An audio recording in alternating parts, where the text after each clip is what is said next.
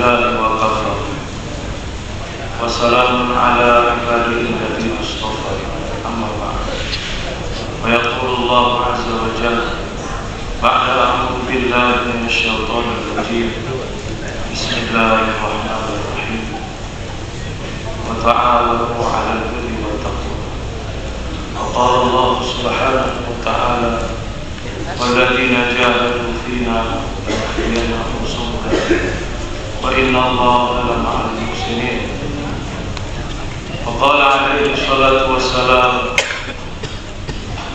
كل أمتي يدخلون الجنة إلا أحد قيل ومن يأبى يا رسول الله من أطاعني دخل الجنة ومن عصاني فقد أبى أو كما قال عليه الصلاة والسلام.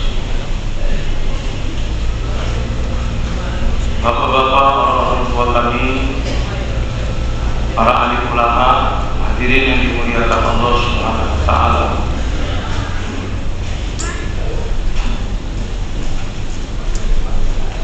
Tabligh hadirin adalah nama dari satu fikir.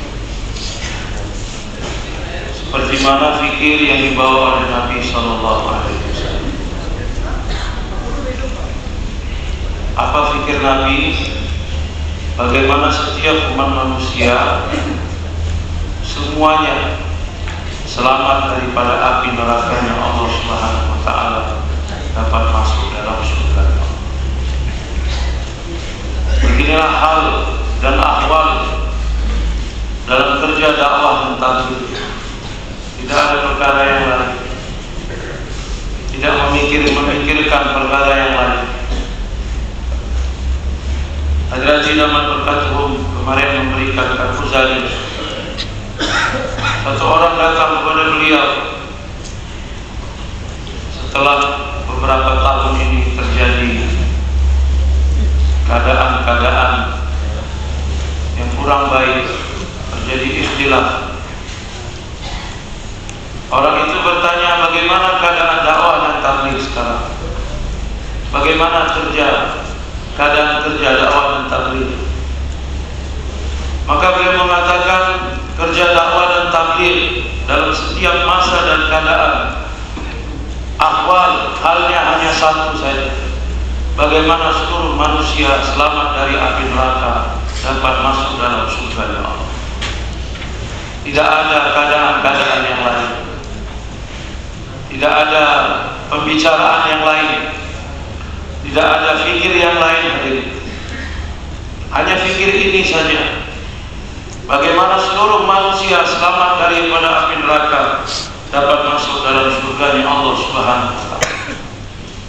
Maka tabligh, dakwah dan tabligh bukanlah satu tanzim, satu organisasi atau satu program yang mana apabila sudah selesai waktunya maka program pun selesai, kerja pun selesai. Tapi tabligh adalah satu kepedihan di dalam hati, kesedihan di dalam hati, seperti mana tidak sanggupnya satu orang bapak melihat anaknya tenggelam di dalam sungai, di dalam lautan. Seperti mana pedihnya hati seorang ibu tidak sanggup melihat anaknya yang sedang terbakar. Nah, hadirin yang dimuliakan Allah Subhanahu wa taala, apabila fikir ini ada dalam diri kita, tidak banyak-banyak. Hadrati Maulana Ilyas rahimahullah berjalan-jalan di tengah malam di rumah beliau, sehingga istri beliau bertanya, wahai suamiku, mengapa kamu mondar-mandir berjalan-jalan ke sana kemana? Maulana Ilyas rahimahullah mengatakan, apabila yang ada dalam fikirku ada juga dalam fikir kamu, maka dua orang tidak akan tidur di rumah ini pada malam ini. Hadirin yang dimuliakan Allah Subhanahu wa taala, secara ringkas, ketika Nabi SAW tertidur, dua orang malaikat datang kepada Nabi. Yang satu berada di atas kepala, yang satu di kaki. Yang satu mengatakan dia dalam keadaan tertidur. Malaikat yang satu mengatakan matanya tertidur tapi hatinya terbangun. Nah, hadirin yang mulia, keadaan Nabi Shallallahu Alaihi Wasallam daimul fikir, selama-lamanya dalam keadaan berfikir, mutawasilul ahzan, bersambung-sambung, berterus-terusan dalam kesedihan kepada umat ini. Nah, hadirin yang dimuliakan Allah Subhanahu wa taala, fikir Nabilah yang mau kita dapatkan di dalam diri kita. Para orang Pakistan dalam muzakarah sering mengatakan bagaimana fikirnya Nabi menjadi fikir kita, bagaimana siangnya Nabi menjadi siang kita, bagaimana malamnya Nabi menjadi malam kita. Hadirin yang dimuliakan Allah Subhanahu wa taala, lahan dakwah kita hadirin adalah seluruh alam. Nabi-nabi terdahulu mempunyai lahan dakwah terbatas, tetapi Nabi kita Nabi Muhammad sallallahu alaihi wasallam mempunyai lahan kepada seluruh umat manusia sampai hari kiamat. Maka kita sebagai umat Nabi mempunyai tanggung jawab yang Allah Subhanahu wa taala berikan, dibebankan kepada nabi-nabi, hari ini dibebankan kepada setiap umat Nabi. Maka kita mempunyai tanggung jawab juga kepada manusia di seluruh alam. Seperti mana Nabi kita adalah kafatan linnas, untuk seluruh manusia, maka umat ini ukhrijat linnas, Allah keluarkan untuk seluruh manusia. Hadirin yang dimuliakan Allah, kita tidak hanya bertanggung jawab di tempat kita, di daerah kita, di pemukiman kita, di sekolah-sekolah kita, di madrasah-madrasah kita, tapi kita bertanggung jawab kepada manusia di seluruh alam. Hadrat Maulana Ilyas rahimahullah satu kali bersilaturahmi kepada satu ulama besar di satu madrasahnya, berjumpa di gebrang madrasah. Maulana Ilyas rahimahullah sedikit memberikan zikir kepada beliau dan mengajak beliau untuk berangkat di jalan Allah. Ulama tadi membuka pintu gerbang dan memperlihatkan ribuan santri di dalam madrasah. Dia mengatakan, wahai Maulana, bagaimana tanggung jawab saya kepada ribuan santri saya? Maulana Ilyas rahimahullah menarik nafas yang panjang dan beliau telah memperlihatkan di luar madrasah bukan ribuan, puluhan ribu, ratusan ribu, jutaan umat sedang menunggu kedatangan mudir atau pimpinan madrasah. Hadirin yang dimuliakan Allah Subhanahu wa taala, dalam kisah yang lain hadirin, untuk murtadnya umat ini, maka tidak menunggu waktu luang kita, tidak menunggu waktu cuti kita, tidak menunggu waktu kosong kita, kapan-kapan pun umat dalam buruan kemurtadan. Maka untuk itu hadirin yang dimuliakan Allah, dalam kitab Hayatus Sahabat, Hadraji Maulana Yusuf rahimahullah telah menulis satu bab, pentingnya berjihad di jalan Allah.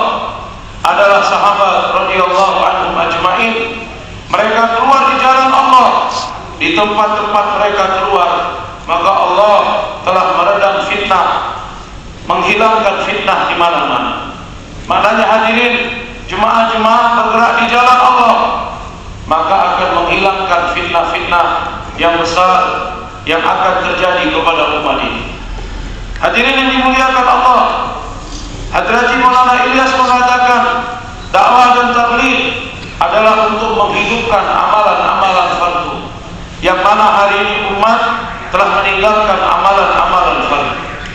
Maka untuk itu hadirin yang dimuliakan Allah Subhanahu wa taala, dari provinsi kita, dari markas daerah kita, dari halkah-halkah kita, perlu kita memikirkan provinsi yang lain, perlu memikirkan markas daerah yang lain, perlu memikirkan halkah-halkah yang lain, perlu memikirkan muhala-muhala yang lain. Hadirin, apabila hidup agama di tempat kita, tetapi tidak hidup agama di sekitar daerah kita, maka dari tempat-tempat tersebut ketiadaan agama atau kelemahan agama akan sampai ke tempat kita. Maka untuk itu hadirin yang dimuliakan Allah, orang-orang tua kita memberikan kerja untuk menghidupkan agama, mulai daripada tempat yang kecil sampai tempat yang paling besar di seluruh alam. Melalui jaulah satu, menghidupkan agama di sekitar masjid kita. Melalui jaulah dua, menghidupkan kampung-kampung, menghidupkan agama di kampung-kampung di sekitar kampung kita. Melalui jemaah 3 hari adalah untuk menghidupkan agama di kota, daerah-daerah yang tidak jauh daripada kampung kita. Melalui jemaah 40 hari, maka akan dihidupkan agama di kabupaten-kabupaten di dalam provinsi kita atau di provinsi yang lain. Melalui jemaah 4 bulan, maka akan dihantar jemaah-jemaah ke seluruh negeri. Hadirin, kemudian ditaskir berangkat 4 bulan negeri jauh untuk menghidupkan agama di seluruh alam.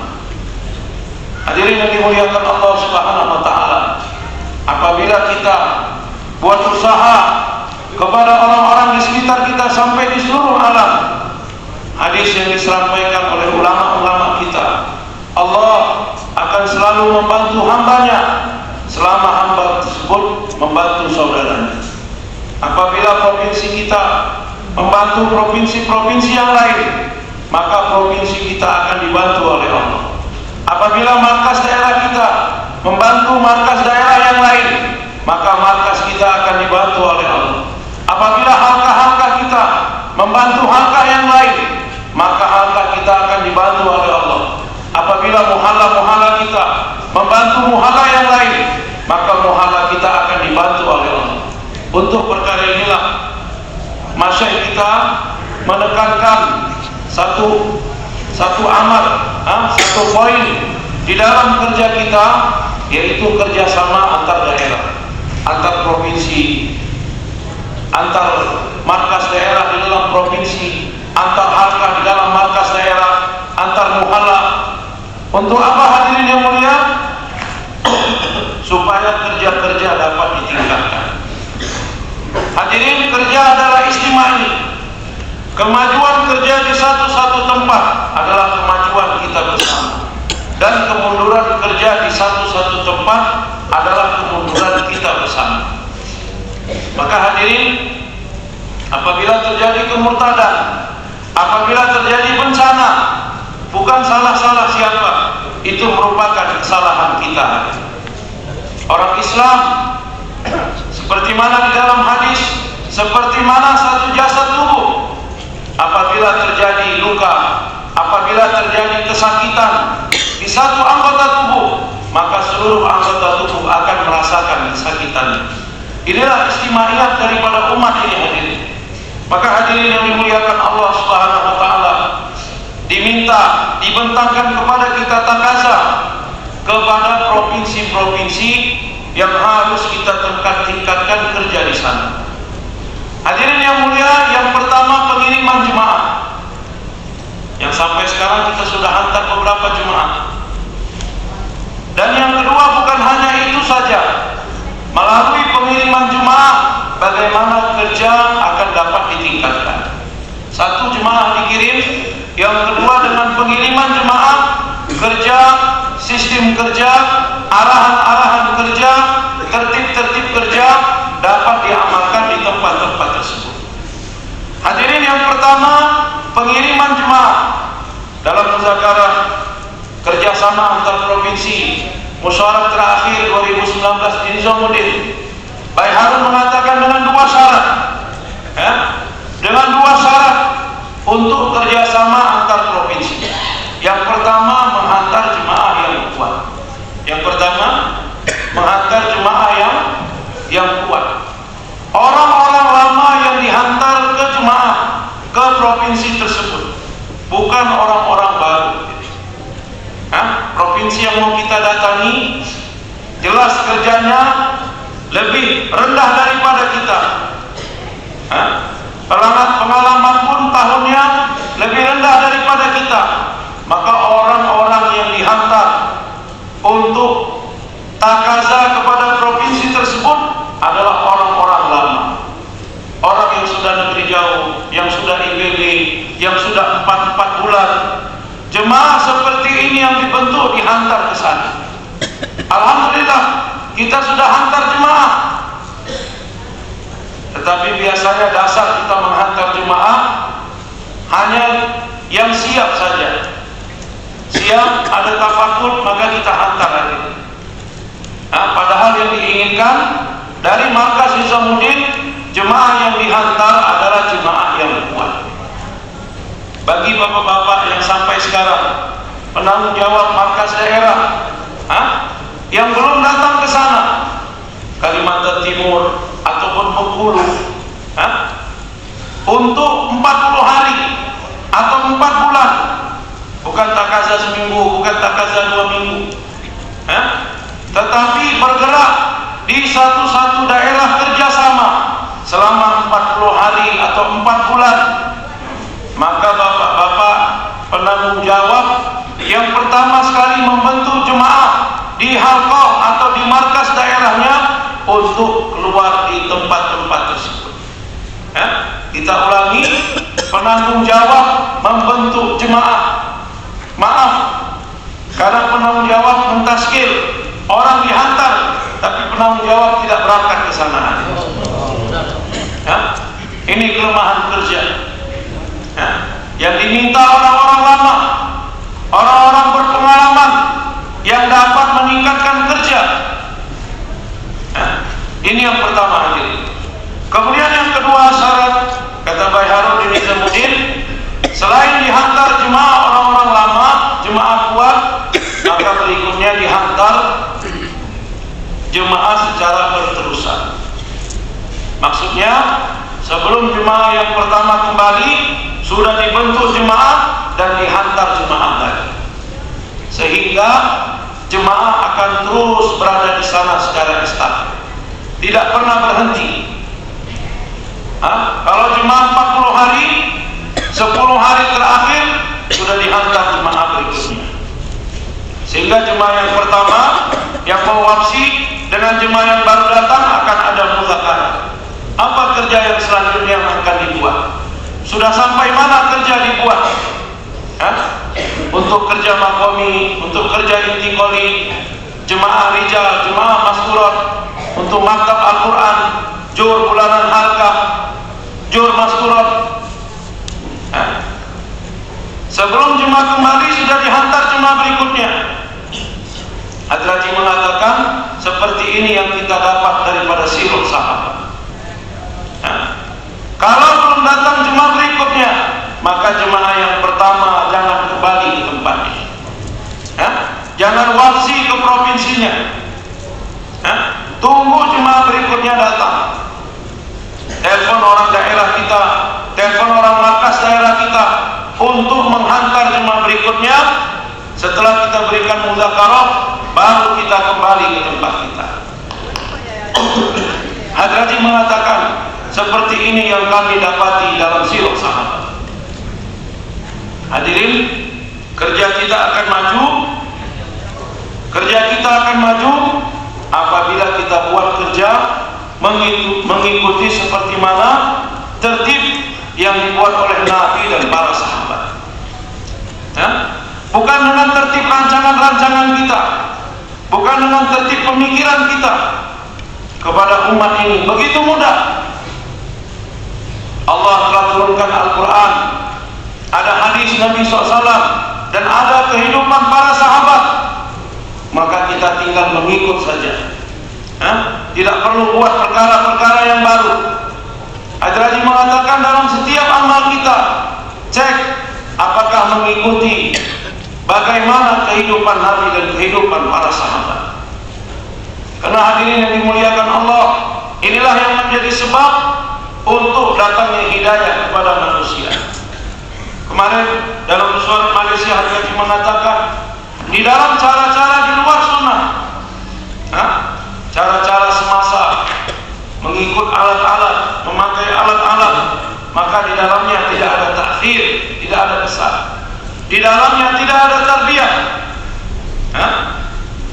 karena di dalamnya memakai kemudahan-kemudahan, dan Allah Subhanahu wa Ta'ala menjanjikan hidayah di dalam mujahadah, menjanjikan hidayah di dalam susah payah.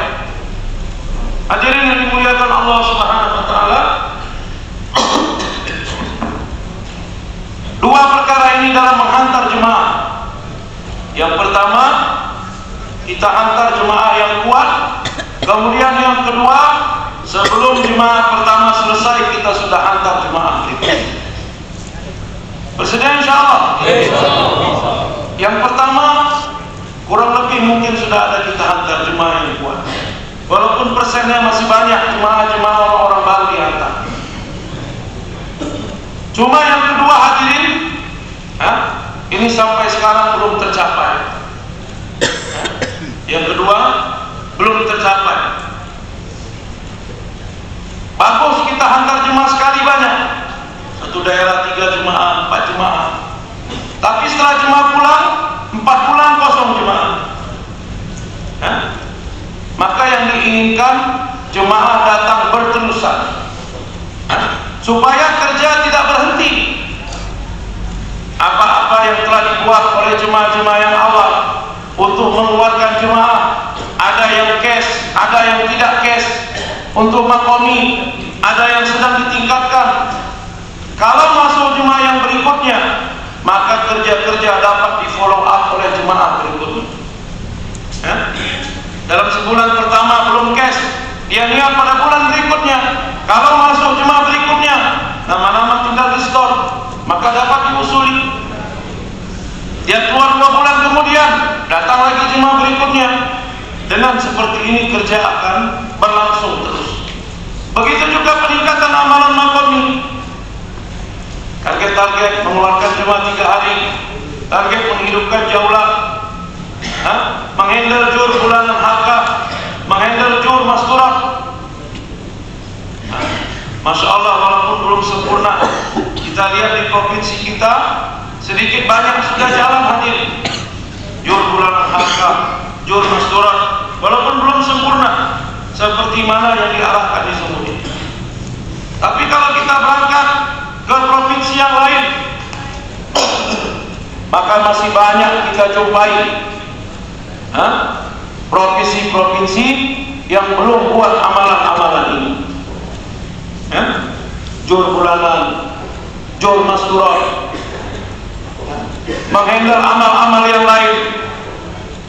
Maka hadirin yang dimuliakan Allah SWT, sangat penting jemaah yang dibentuk dari orang-orang lama, kita buat kerja bukan hanya sekedar berlalu saja, keluar di masjid, pindah masjid, pindah masjid, pindah masjid. Ada fasilitas masjid asing, kita tambah harinya. Masjid mujahadah, kita cepat-cepat pindah. Hadirin yang dimuliakan Allah, tidak diingkari tubuh manusia ini suka dengan kemudahan-kemudahan. Maka hadirin yang dimuliakan Allah Subhanahu wa taala, apa takaza di masjid-masjid tersebut? Bagaimana takaza itu disempurnakan? Baru kita pindah ke masjid yang lain. Nah, kalau kita tidak hantar jemaah yang kuat, maka akan ada pengaduan. Mir, lama kali kita di jemaah ini. Orang baru kita bawa. Udah 3 hari kita di jemaah ini, pindahlah. Kenapa? Karena kita bawa orang baru. Kalau kita bawa orang-orang lama, dibentuk jemaah yang kuat, maka orang-orang lama punya kesiapan, punya mental yang lebih menghadapi keadaan apapun dan siap untuk menunaikan takaza apapun. Maka hadirin, di markas-markas daerah kita, kemarin waktu munas sebelumnya disampaikan Mufti Syahzad, yang pertama bayan hidayah umum, di markas-markas kita. Kemudian yang kedua, selain bayan hidayah umum, jemaah yang akan dikirim ke luar provinsi diberikan muzakarah khusus. Diberikan muzakarah khusus. Maka yang memberikan muzakarah pun ditunjuk orangnya yang mengerti kerja provinsi. Apa kerja yang harus dibuat di sana, membentuk jemaah-jemaah di sana, menghidupkan kerja di sana. menghandle musyawarah halqa, jur bulanan halqa, jur masturat. Hadirin yang dimuliakan Allah Subhanahu wa taala, dua perkara disampaikan Hadraj. Jangan pindah ke masjid yang berikutnya sebelum kita tunaikan dua takaza. Yang pertama, dari muhala yang kita datangi mengeluarkan jemaah kes 4 bulan, 40 hari, 3 hari. Yang pertama. Yang kedua, hadirin, jangan pindah ke masjid yang berikutnya sebelum kita menghidupkan amal masjid, ya, bersama usaha memakmurkan masjid. Untuk menunaikan dua takaza ini, berapa lama yang harus, berapa hari kita harus berada di satu masjid? 3 hari, 5 hari, 1 minggu, 10 hari? Hadraji mengatakan, walaupun untuk menunaikan dua takaza ini, kalau perlu di satu masjid 40 hari, satu masjid saja 40 hari. Siapa yang dengar kemarin di Malaysia, Pak? 40 hari di satu masjid, sampai masjid tersebut mengeluarkan jemaah kes dan hidup amalan masjid. Dengan cara ini baru kerja meningkat. Kalau kebiasaan kita pindah masjid sini, pindah masjid sini, pindah masjid sini, tak satu pun jemaah keluar, amal makomi tak satu pun meningkat. Hadirin, kita datang dengan pengorbanan yang besar, berangkat Bengkulu, berangkat Kaltim, tafakut yang besar. Tapi hadirin yang mulia, orang-orang dalam jemaah kita tidak dapat belajar bagaimana menghidupkan masjid, bagaimana mengeluarkan jemaah kes. Ini juga yang menjadi penyebab kenapa orang pulang 4 bulan, kenapa orang pulang 40 hari tidak dapat menghidupkan makomi. Karena waktu keluar di jalan Allah tidak diajarkan bagaimana mengeluarkan jemaah kes, tidak diajarkan bagaimana menghidupkan amalan makomi, tidak diajarkan bagaimana menghidupkan usaha memakmurkan masjid. Maka untuk itu hadirin yang dimuliakan Allah Subhanahu wa taala, kita bentuk jemaah yang kuat. Kemudian sebelum jemaah yang pertama kembali sudah hantar jemaah yang berikutnya, ya. Dan kita lihat di halqah markas daerah yang kita datangi, apa amalan-amalan yang perlu kita hidupkan, ya.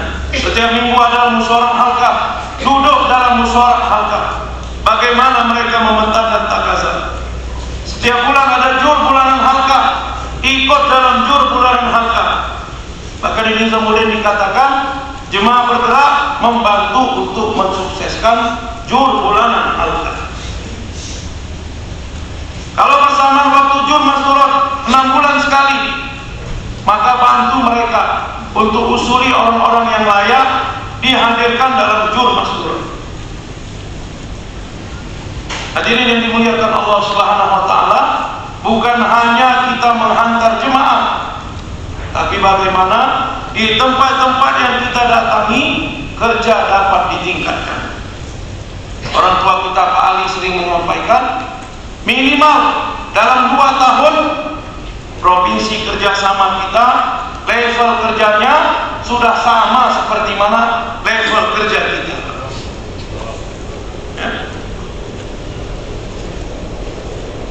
Tapi di tempat kita sendiri, Kak Kuzari tadi pagi, kerja kita anjlok. 2017 ke 2022, 5 tahun, Sumatera Utara kehilangan 100 masjid 5 amal. Ya, berapa Pak? 100 masjid 5 amal dari 2017 ke 2022, 5 tahun. Turunnya pelan-pelan, setahun hilang 20, 4 bulan hilang 20. Maka hadirin yang dimuliakan Allah Subhanahu wa taala, jangan jadikan kerja sebagai satu program. Sudah selesai waktunya, selesai. ini takaza, satu kerisauan. Makanya Hadraji katakan jangan pulang sebelum jemaah berikutnya dihantar. Maka telepon orang daerah kita, cepat hantar, kami sudah mau pulang, hantar. Kalau kalian tidak hantar, kami tak akan pulang. Ya? Baru jemaah berikutnya, orang halka kita, orang markas daerah kita sungguh-sungguh